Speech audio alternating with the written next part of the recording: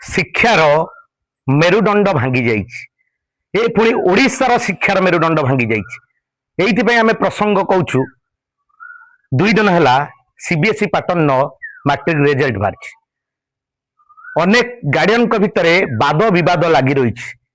ଅନେକ ଜଣ ପ୍ରଶ୍ନ କରିଛନ୍ତି, ଯେଉଁମାନେ ଟ୍ୟାଲେଣ୍ଟ ଅଛି, ଯେଉଁମାନଙ୍କର ପାଠ ପଢିବାର ପରିଶ୍ରମ କରନ୍ତି ସେମାନେ ସେଇ ବି ଗ୍ରେଡ୍, ଏବଂ ଯେଉଁମାନେ ପାଠ ନ ପଢି ମଧ୍ୟ ଏଣେ ସେଣେ ବୁଲି ମଧ୍ୟ ସେଇ ବି ଗ୍ରେଡ୍ ପାଆନ୍ତି, ସେମାନଙ୍କ ଭିତରେ ବାଦ ବିବାଦ ଦେଖାଯାଏ।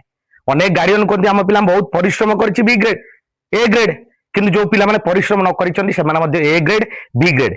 ଏଇଠି କୋଉଠି ନା କୋଉଠି ସରକାର ପିଲାମାନଙ୍କ ଭବିଷ୍ୟତକୁ ଅନ୍ଧାରକୁ ପେଲି ଦେଇଛନ୍ତି, ବିଶ୍ୱାସରେ ବିଷ ଦେଇଛନ୍ତି। ସେଇଥିପାଇଁ ଅନେକ ଜଣ କହିଥିଲେ ଏଇ ବିଷୟରେ କିଛି ଗୋଟେ ଟପିକ୍ ଆଣନ୍ତୁ। ଆଜି ସେଇ ଟପିକ୍ ନେଇକି ଆମେ ଆସିଛୁ। ଗୋଟେ ଅନୁଷ୍ଠାନ, ଶିକ୍ଷା ଅନୁଷ୍ଠାନ ଅଛୁ, ଏଠାରେ ମଧ୍ୟ ବয়োଜ୍ୟେଷ୍ଠ ଶିକ୍ଷକ ଅଛନ୍ତି, ତାଙ୍କ ପାଖରୁ ପ୍ରତିକ୍ରିୟା ନେବା। ପ୍ରକୃତରେ এই ଗ୍ରେଡେସନ ହବା ଦିନ ଠାରୁ ପିଲାମାନେ ସତରେ କଣ ପାଠର ମୂଲ୍ୟ ଭୁଲି ଯାଇଛନ୍ତି? ସାର୍ ଆମ ଚ୍ୟାନେଲ ତରଫରୁ ଆପଣଙ୍କୁ ବହୁତ ବହୁତ ଶୁଭେଚ୍ଛା। ଯାଉ ଆପଣଙ୍କର এই ଚ୍ୟାନେଲକୁ ବହୁତ ବହୁତ ଧନ୍ୟବାଦ।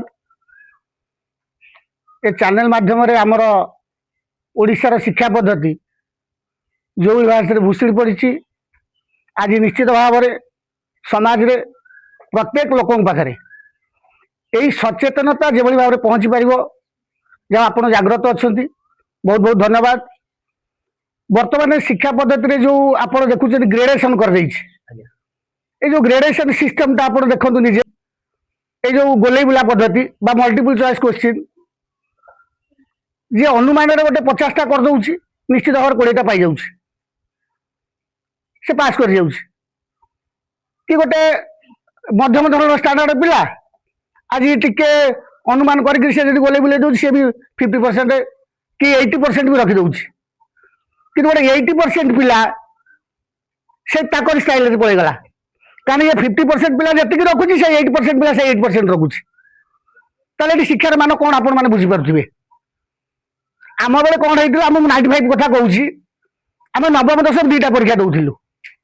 ନବମର ସମସ୍ତ ବିଷୟ, ଦଶମର ସମସ୍ତ ବିଷୟ, ଏବଂ ଲଙ୍ଗ ଟାଇମ୍ ଥିଲା। ଯେଉଁ ଲଙ୍ଗ ଟାଇମ୍ଟା ବର୍ତ୍ତମାନ ଉଠେଇ ଦେଇଛି, ମଲ୍ଟିପୁଲ ଚଏସ୍ କରିଦେଲା, ଯାହାକି ଏଇଠି ଶିକ୍ଷାର ମାନଟା ପୁରା କମିଗଲା, ଯାହା ପାଇଁ ଶିକ୍ଷା ଅତ୍ୟନ୍ତ ଦୁର୍ବଳ ହୋଇ ପଡ଼ିଛି। ଲୋକମାନେ ସଚେତନ ହେବା ଦରକାର, ସମସ୍ତ ଗାର୍ଡିଆନ ସଚେତନ ହେବା ଦରକାର।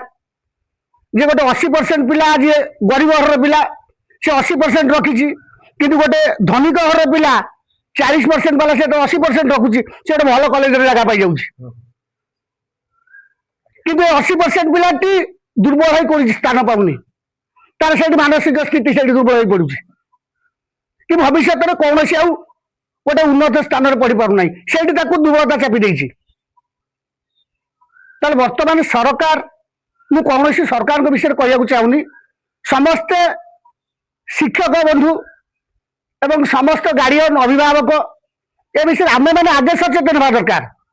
ସ୍କୁଲରେ ପାଠପଢ଼ା ନାହିଁ, ଯଦି ପ୍ରାଇଭେଟ ଶିକ୍ଷାନୁଷ୍ଠାନ ନଥାନ୍ତା, କୋଚିଂ ସେଣ୍ଟର, ଆଜି ଟ୍ୟୁଟର ନଥାନ୍ତା, ପିଲାମାନଙ୍କର ଭବିଷ୍ୟତ କଣଟା ପିଲା ଜାଣନ୍ତି? ପିଲାମାନେ ତ ଗୋଟେ ଚରିତ୍ର କୋଉଠି, କ୍ୟାରେକ୍ଟର କୋଉଠି ଶିଖି ପାରିଲେନି, ଅନ୍ୟମାନଙ୍କୁ ବ୍ୟବହାର କିଭଳି ଭାବେ କରାଯାଏ ଶିଖି ପାରିଲେନି। ତାହେଲେ ସେ ସ୍କୁଲରେ କ'ଣ କରୁଛନ୍ତି ପିଲା, ଶିକ୍ଷକ ମାନେ? ତାହେଲେ ସରକାର କ'ଣ ଲକ୍ଷ୍ୟ କରୁନାହାନ୍ତି? ଆଜି ପିଲାମାନେ କ'ଣ କରୁଛନ୍ତି? ପିଲାମାନେ ତ 24 ଘଣ୍ଟା କ୍ରିକେଟ ଖେଳିଲେ, କାହାକୁ ଗୋଟେ ଭଦ୍ର ବ୍ୟବହାର ବି ନାହିଁ। ତାହେଲେ ଆପଣମାନେ ଦେଖନ୍ତୁ, ଯଦି ଏ ସମାଜରେ ଏଇ ଟ୍ୟୁଟର କୋଚିଂ ସେଣ୍ଟର ନଥାନ୍ତା, ନିଶ୍ଚିତ ଭାବରେ ପିଲାମାନେ ଆଗକୁ ଯାଇପାରନ୍ତେ ନାହିଁ। ବର୍ତ୍ତମାନ ଯେଉଁ ଆମ ସ୍କୁଲ ବିଦ୍ୟାଳୟ ମାନଙ୍କରେ ଯେଉଁଭଳି ଭାବରେ ଶିକ୍ଷା ପଦ୍ଧତି, ସେତିକି ଆମେମାନେ ଗାର୍ଡିଆନ ମାନେ, ଅଭିଭାବକ ମାନେ, ସମସ୍ତେ ଶିକ୍ଷକ ମାନେ ଏଗୁଡ଼ା ପ୍ରତି ସଚେତନ ହେବା ଦରକାର ଯେ ଆମେମାନେ କିଭଳି ଭାବରେ ଆମ ପିଲାମାନଙ୍କୁ ପାଠ ପଢ଼େଇବା, ଆମେ କେମିତି ପିଲାମାନଙ୍କୁ ଉନ୍ନତି କରାଇବା, এটা ଆଗ ଗାର୍ଡିଆନ ସଚେତନ ହେଲେ ସମସ୍ତେ ସଚେତନ ହୋଇପାରିବେ। ସରକାରଙ୍କ ତ ଦୁର୍ବଳତା ରହୁଛି, ତେଣୁ ଆମେମାନେ ଆଗେ ସଚେତନ ହେବା ଦରକାର। ଆମମାନେ ପିଲାକୁ କିଭଳି ଭାବେ ମଣିଷ କରିବା ଦରକାର, ଆଉ ସରକାର ଏଥିପ୍ରତି ଧ୍ୟାନ ଦେବା ଦରକାର ଯେ ଏ ଯେଉଁ ମଲ୍ଟିପୁଲ ଚଏସ୍ କରିଛି ତାକୁ ଉଠେଇ ଦିଆଯାଉ, ରଖୁ 5 ମାର୍କ 10 ମାର୍କ ରଖୁ, ପୁଣି ମଲ୍ଟିପୁଲ ଚଏସ୍ ଡାଇରେକ୍ଟ ଡ୍ୟାସ୍ ପୂରଣ କରିଦେଉ, ପିଲା ସେ ଡ୍ୟାସ୍ ପୂରଣକୁ ତା ମନୋଧିକାର ପୂରଣ କରିବ। ମଲ୍ଟିପୁଲ ଚଏସ୍ ନାହିଁ, 50 ମାର୍କରୁ 5 ମାର୍କ କରିଦେଉ, 100 ମାର୍କରୁ 10 ମାର୍କ କରୁ। ଯାହାଦ୍ୱାରା ପିଲାର ମାନ ବୃଦ୍ଧି ହେବ ଏବଂ ପିଲାମାନଙ୍କ ଭିତରେ ଗ୍ରେଡେସନ ବି ଗୋଟେ ଠିକ୍ ଠାକ୍ ରହିପାରିବ। ଗୋଟେ ଭଲ ପିଲା ଭଲ ଜାଗାରେ ରହିବ, ଗୋଟେ ଦୁର୍ବଳ ପିଲା ଦୁର୍ବଳ ଜାଗାରେ ରହିପାରିବ। ଏଥିରେ କଣ ହଉଛି, ସବୁ ଯାକ ସମାନ ହେଇଯାଉଛନ୍ତି। ସବୁ ଅଧୁଆ ମୂଳା ସବୁ ଯାକ, ଯେମିତି କୁହନ୍ତି ଓଡ଼ିଆରେ ଗୋଟେ ଅଧୁଆ ମୂଳା ସବୁ ସମାନ, କିଛି ଲାଭ ନାହିଁ।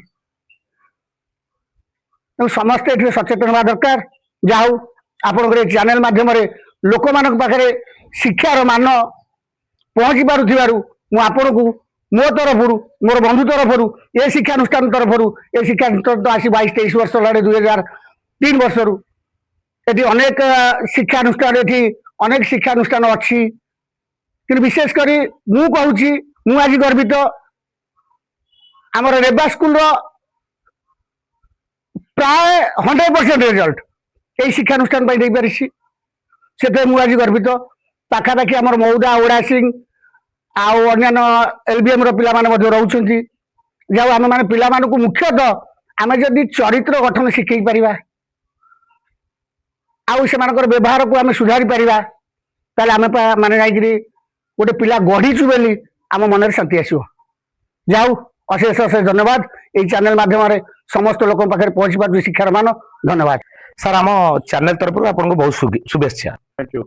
କଣ କହିବେ, ଏଇ ଗୋଟେ ବିଗତ ଦିନର ଅଭିଭାବକ ମାନଙ୍କ ମଧ୍ୟରେ ଗୋଟେ ବାଦ ବିବାଦ ଲାଗି ରହିଛି।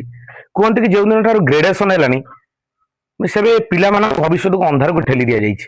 ଯୋଉମାନେ ଭଲ ପାଠ ପଢୁଛନ୍ତି ତାଙ୍କର ସେ A ଗ୍ରେଡ୍ B ଗ୍ରେଡ୍, ଯୋଉମାନେ ପାଠ ପଢୁନାହାନ୍ତି ମଧ୍ୟ ତାଙ୍କର A ଗ୍ରେଡ୍ B ଗ୍ରେଡ୍, ଯୋଉମାନେ ପାଠ ମାନେ ଫାର୍ଷ୍ଟ କ୍ଲାସ ପାଇବା ଯୋଗ୍ୟ ସେମାନଙ୍କ ବାପା ମା ମାନେ ମନ ଦୁଃଖ କରୁଛନ୍ତି, କିନ୍ତୁ ଯୋଉମାନେ ପ୍ରକୃତରେ A B ଗ୍ରେଡ୍ ପାଇବା ଯୋଗ୍ୟ ନୁହେଁ ସେମାନଙ୍କ ବାପା ବି ଖୁସି ହଉଛନ୍ତି, କାହିଁକି ନା ତାଙ୍କ ପିଲା ପାଠ ନ ପଢିବି ଏତେ ଗ୍ରେଡ୍ ରଖିଛି। କଣ ଏଥିପାଇଁ ସରକାର ଦାୟୀ ନା କଣ, ଆପଣଙ୍କ ମତରେ କଣ? ଦେଖନ୍ତୁ ଆଜ୍ଞା, ମାନେ ବର୍ତ୍ତମାନ ଶିକ୍ଷା ବ୍ୟବସ୍ଥାଟା ଆଗ ଭଳି ନାହିଁ। ଆଗ କାଳରେ ଯୋଉ ଶିକ୍ଷାଦାନ ଦିଆଯାଉଥିଲା, ଛାତ୍ରଛାତ୍ରୀ ମାନଙ୍କର ମୌଳିକ ଆବଶ୍ୟକତା ପରିପୂର୍ଣ୍ଣ କରାଯାଉଥିଲା, କିନ୍ତୁ ବର୍ତ୍ତମାନ ଯୋଉ ଶିକ୍ଷାର ପରିବର୍ତ୍ତନ ହେଲା, ଯାହା ଫଳରେ ଶିକ୍ଷା ପ୍ରତି ଛାତ୍ରଛାତ୍ରୀ ମାନଙ୍କର ସେ ଭାବନାଟା ରହୁନି। ସର୍ବପ୍ରଥମ ଦେଖନ୍ତୁ, ବିଦ୍ୟାଳୟରେ ଉଠିଗଲା କଣ ନା ମାଡ଼। କାହିଁକିନା ଯଦି ପିଲାଟି ମାଡ଼ ନ ଖାଇବ ସେ ପାଠ ପଢି ପାରିବ ନାହିଁ। ଆଜି ଯଦି ପିଲାକୁ ମାଡ଼ ଦିଆଯାଉଛି, ଶିକ୍ଷକ ମାନଙ୍କୁ ସରକାର ବଦଳି କରିଦଉଛନ୍ତି, ଯାହା ଫଳରେ ସେଠି ପିଲାର ପାଠ ପ୍ରତି ବିତୃଷ୍ଣା ଭାବ ଜାଗ୍ରତ ଆସୁଛି। ବର୍ତ୍ତମାନ ପରିପ୍ରେକ୍ଷୀରେ ଇଏ ଯୋଉ ଶିକ୍ଷା ବ୍ୟବସ୍ଥା ଚାଲିଛି, ୟାର ପରିବର୍ତ୍ତନ ନିହାତି ଦରକାର। ଯଦି ପୁରୁଣା ଢାଞ୍ଚାକୁ ଫେରେଇ ଅଣାଯାଏ, ତେବେ ମୁଁ ଭାବୁଛି, ମୋର ବ୍ୟକ୍ତିଗତ ମତ, ଶିକ୍ଷା ମାନଙ୍କର ମାନ ନିର୍ଦ୍ଧାରଣ ହୋଇପାରିବ, ଯାହା ଫଳରେ ସେଇ ପିଲାମାନେ ଆଗକୁ ଜଣେ ସୁନାଗରିକ ହୋଇପାରିବେ। ଶିକ୍ଷାକୁ ନେଇ ଚାଲିଲାଣି। ପୂର୍ବ ସରକାର ବିଜେଡି ସରକାର କଥା କୁହନ୍ତୁ, ବର୍ତ୍ତମାନ ବିଜେପି ସରକାର ସମସ୍ତେ ଶିକ୍ଷାକୁ ନେଇକିରି ରାଜନୀତି କଲେଣି। ବିଗତ 25 ବର୍ଷ ସରକାର ଯେ ଶାସନ ଗାଦି ଥିଲା, ସିଏ ଶିକ୍ଷା ବ୍ୟବସ୍ଥାକୁ ପୁରା ଭୁଷୁଡି ଦେଇ ଯାଇଛନ୍ତି। ମାନ୍ୟବର ପୂର୍ବତନ ମୁଖ୍ୟମନ୍ତ୍ରୀ ନବୀନ ପଟ୍ଟନାୟକ ଆମ ଓଡିଶାର ଶିକ୍ଷା ବ୍ୟବସ୍ଥାକୁ ପୁରାପୁରି ତଡ଼ିତଳାନ୍ତ କରିଦେଇଛନ୍ତି। କିନ୍ତୁ ଏଇ ଯୋଉ ନୂଆ ସରକାର ବିଜେପି ସରକାର ଆସୁଛି, ଇଏ ମୁଁ ଭାବୁଛି, ମୋର ବ୍ୟକ୍ତିଗତ ମତ, ଇଏ କିଛିଟା ପରିବର୍ତ୍ତନ ଆଣିବେ। ଆପଣଙ୍କ ଜାତୀୟ ଶିକ୍ଷାନୀତି ଯୋଉ ଲାଗୁ ହେଇଛି, ସେ ଜାତୀୟ ଶିକ୍ଷାନୀତି ଲାଗୁ ହେବାଟା ସ୍ୱାଗତ ଯୋଗ୍ୟ। କିନ୍ତୁ ମୋ ମତରେ ପୁରୁଣା ଢାଞ୍ଚା ଯଦି ଫେରି ଆସିବ, ପିଲାମାନଙ୍କ ଭବିଷ୍ୟତ ଉଜ୍ଜଳ ହବ। ତା ସହିତ ଶିକ୍ଷକ ମାନଙ୍କୁ ପାୱାର ଦିଆଯିବ। କୋଉ ପାୱାର ନା ପିଲାକୁ ଶାସନ କରିବାର ପାୱାର। ଯଦି ଶିକ୍ଷକର ବେତମାଡ଼ ପିଲା ନ ଖାଇବ, ପିଲା ତା ଜୀବନରେ ଉନ୍ନତି ହୋଇପାରେ ନାହିଁ। ଏଇଟା ମୋର ବ୍ୟକ୍ତିଗତ ମତ। ଶିକ୍ଷା ସମାଜକୁ, ଏ ସମ୍ପୂର୍ଣ୍ଣ ସମାଜର ଗୋଟିଏ ମତ। ସରକାରଙ୍କୁ ମଧ୍ୟ ମୋର ଏ କଥା ନିବେଦନ ଯେ ସେମାନେ ଶିକ୍ଷକ ମାନଙ୍କୁ ଅନୁମତି ଦିଅନ୍ତୁ। ଶିକ୍ଷକ ମାନେ ତାଙ୍କ କୌଣସି ଶିକ୍ଷକ ପିଲାକୁ ଜୀବନ ମାରିପାରିବନି, କାରଣ ଶିକ୍ଷକରେ ପିଲା ଛୁଆ ଅଛନ୍ତି। ଗୋଟେ ଭୟ, ଗୋଟେ ପିଲା ଆଜି ଶିକ୍ଷକ ଭୟ କରୁନି କଣ ପାଇଁ? ଯଦି ଦି ପାହାର ବାଜିବ, ଏ ସାର୍ ଆସିଲେ ପିଲା ଭୟ କରିବ। ଯେହେତୁ ଶିକ୍ଷକ ପିଲା ବାଡୁନି ବୋଲି ପିଲାର ଭୟଟା ପଳଉଛି। ଶିକ୍ଷକ ପିଲା ମଧ୍ୟରେ ସମ୍ପର୍କ ସମନ୍ୱୟ ପାଇଁ ଗୋଟେ ଜିନିଷ ଦରକାର, ବେତ ପାହାର। ବେତ ପାହାର ହେଲେ ପିଲାଟି ଶାସନ ହେଇପାରିବ। ଆଜ୍ଞା, ଆଉ ଗୋଟେ ଜିନିଷ ଯଦି ଦେଖିବା, ପିଲାମାନେ ଆଗରୁ ଯେମିତି ପଢୁଥିଲେ, ହାର୍ଡୱାର୍କ କରୁଥିଲେ, ସକାଳୁ ରାତି ପର୍ଯ୍ୟନ୍ତ ପଢୁଥିଲେ, ମାଟ୍ରିକ ପରୀକ୍ଷା ଆଉଛି, ଆମେ ଟିକେ ପ୍ରିପେୟାର ହବା, ଭଲ ପରସେଣ୍ଟେଜ ରଖିବା, ଆମର ମଧ୍ୟ ନାଁ ରହିବ, ସମସ୍ତେ କହିବା ଅମୁକ ପୁଅ ଅମୁକ ଝିଅ ଭଲ ମାର୍କ ରଖିଛି। ଏବେ ମାଟ୍ରିକ ଆଇଲେ ଛୁଆଙ୍କର ଆଉ ବହି ଖେଳା ନାହିଁ, ନା ସେତେ ପ୍ରିପେୟାର ହଉନାହାନ୍ତି। ମାନେ କଣ କହିବେ, ପିଲାମାନେ ପୁଣି କେମିତି ପାସ୍ କରୁଛନ୍ତି? ଆଜ୍ଞା ଶୁଣନ୍ତୁ, ବର୍ତ୍ତମାନ ଯୋଉ ସରକାର ସିଷ୍ଟମ କରିଦେଲା ଗୋଲ ବୋଲା, ପିଲା ଯଦି ଆଖି ବୁଝିକିରି 50ଟାରୁ 50ଟା ଗୋଲ ବୋଲି ଯାଉଛି, ସେଥିରୁ ଠାସକୁ ବାଜିକି 25ଟା ବାଜି ଯାଉଛି, ଯାହାଫଳରେ ପିଲା ପାସ୍ କରି ଯାଉଛି। ବହି ପଢିବ କାହିଁ? ସେଥିପାଇଁ ତ ମୁଁ କହିଲି, ମୋର ବ୍ୟକ୍ତିଗତ ମତ, ଏଇ ଯୋଉ ଗୋଲ ବୋଲା ସିଷ୍ଟମ ଅଛି, ସେ ଗୁଲ ବୁଲାଟେ ଉଠା ଯାଇକିରି ସମ୍ପୂର୍ଣ୍ଣ ରୂପେ ଲେଖା ସିଷ୍ଟମ କରାଯାଉ ଯାହାଫଳରେ ପିଲା ପଢିବ। ଯଦି ଏ ଜିନିଷ ନ ହବ ପିଲା ଆଜ୍ଞା ସେମିତି ପଢି ପାରିବନି, ଗୋଲ ବୁଲେ ପାସ୍ କରିବ, ଜୀବନଟା ଅନ୍ଧକାର ହେଇଯିବ।